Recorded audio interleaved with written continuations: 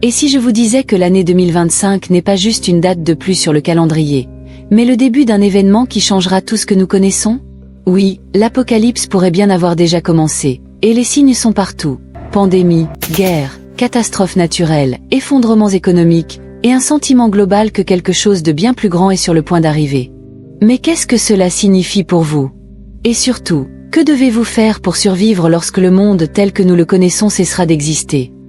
Avez-vous déjà réfléchi à la raison pour laquelle tant de prophéties anciennes, théories modernes et même des scientifiques renommés pointent vers l'année 2025 comme un tournant crucial? Dans cette vidéo, vous découvrirez les signes indiquant que l'apocalypse a déjà commencé, et pourquoi tant de gens ignorent ces avertissements. Les menaces réelles qui pourraient déclencher un effondrement global, des pandémies aux guerres nucléaires en passant par les catastrophes climatiques. Et surtout, ce que vous pouvez faire dès maintenant pour vous préparer et survivre lorsque le chaos s'installera. Si vous avez déjà senti que le monde est au bord d'une grande transformation ou destruction, cette vidéo est pour vous. Bonjour à tous. L'année 2025 a déjà commencé à toute allure, n'est-ce pas? Aujourd'hui, je vais vous parler d'un sujet extrêmement important. Le thème de cette vidéo est « Préparez-vous à la bataille spirituelle des derniers jours, la guerre a déjà commencé ». Mais avant de plonger dans le contenu, je vous demande, si ce n'est pas encore fait, de vous abonner à ma chaîne. Beaucoup de gens regardent mes vidéos, mais ne s'abonnent pas. Alors, aidez-moi à diffuser ces messages à travers le monde. Je vais commencer par lire 2 Corinthiens 10, 3-5, qui dit « Car, bien que nous vivions dans la chair, nous ne combattons pas selon la chair. Les armes avec lesquelles nous combattons ne sont pas charnelles, mais elles sont puissantes, par la vertu de Dieu, pour renverser des forteresses.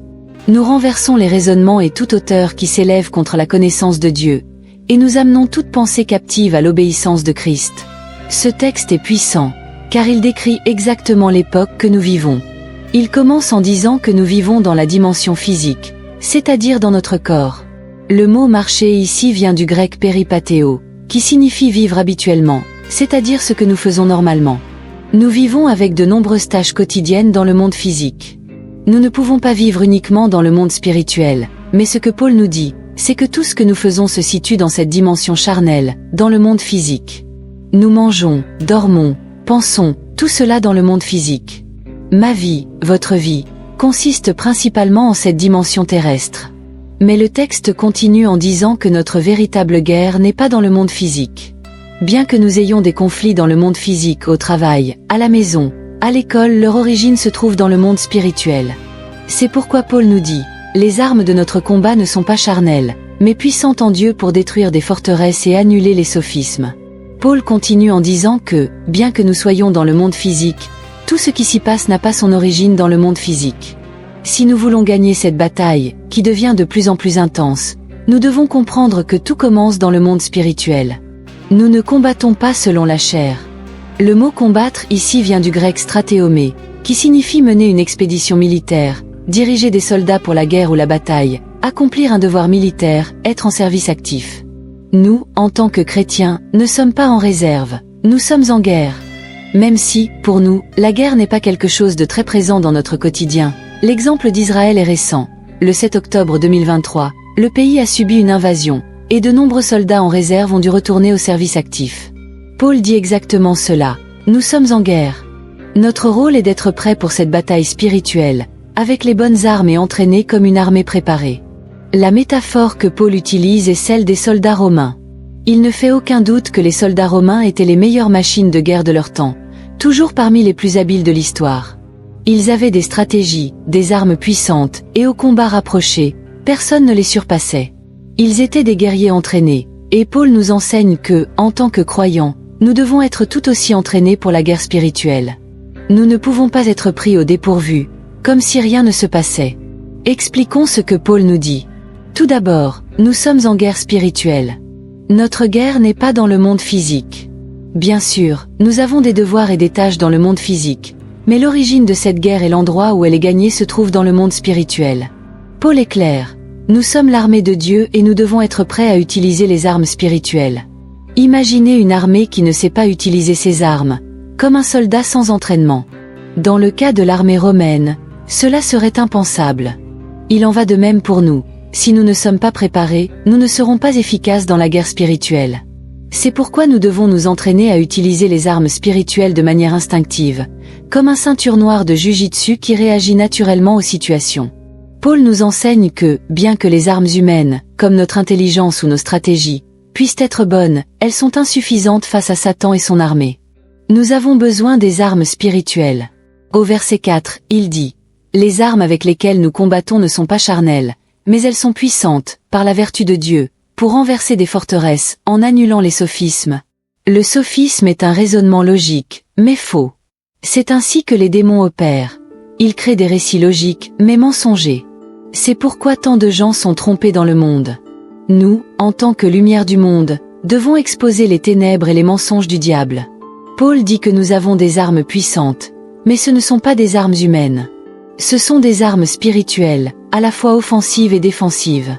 Dans Éphésiens 6, 13-18, il parle de l'armure de Dieu, et je ne vais pas entrer dans les détails ici, mais dans la prochaine vidéo, je vais la détailler pièce par pièce.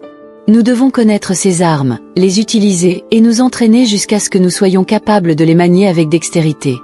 Tout comme un pratiquant de jujitsu, qui, au lieu de réfléchir à quel coup utiliser, agit naturellement dans un combat, nous devons agir spirituellement de manière instinctive.